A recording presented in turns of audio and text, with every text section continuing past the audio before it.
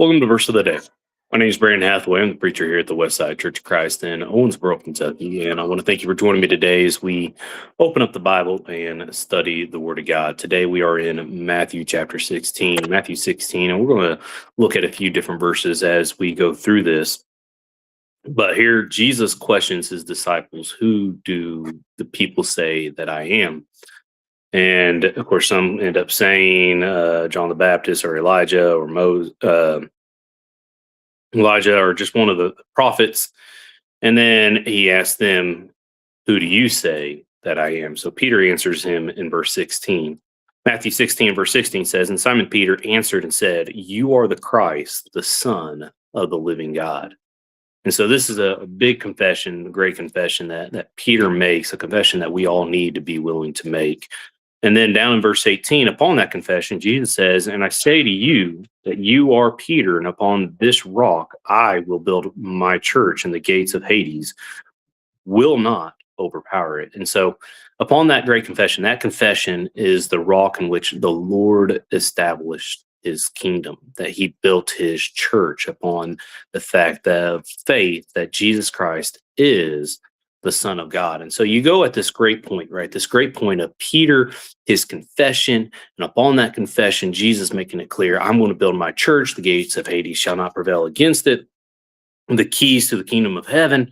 It's just a wonderful thought and great thing. But the very next section, the verses 21 through 23 here, go forth and just a complete opposite of how he speaks to Peter, right?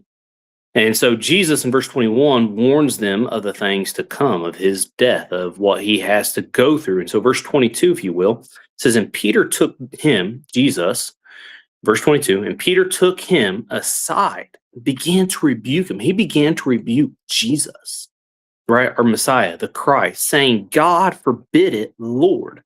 This shall never happen. But he turned and said to Peter, Get behind me, Satan.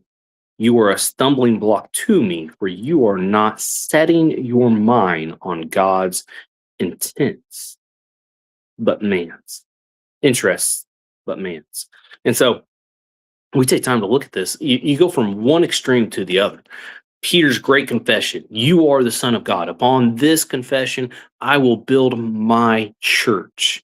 To the next part of Peter trying to rebuke Christ, saying, you ain't going to die. You're not going to go into the hands of the Romans. You are not going to be taken by the elders. I won't have it. Forbid it.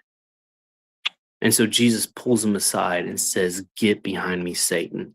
How quickly we can go from our strongest moments in our faith to our weakest moments, right? We're warned, he who thinks he stands, take heed lest he fall. At that moment when you don't think Satan can get you, he's going to try. And so we always have to be alert. It shows us right here how quickly one can go from this great point to one of the worst points, being called Satan, right? Get behind me, Satan. That's what he said to Peter.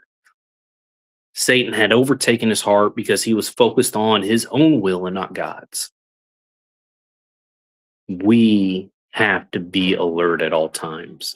Even when you feel spiritually uplifted, spiritually good, maybe you just left worship and you're just on fire. You were singing great songs, you had a great lesson, whatever it may be.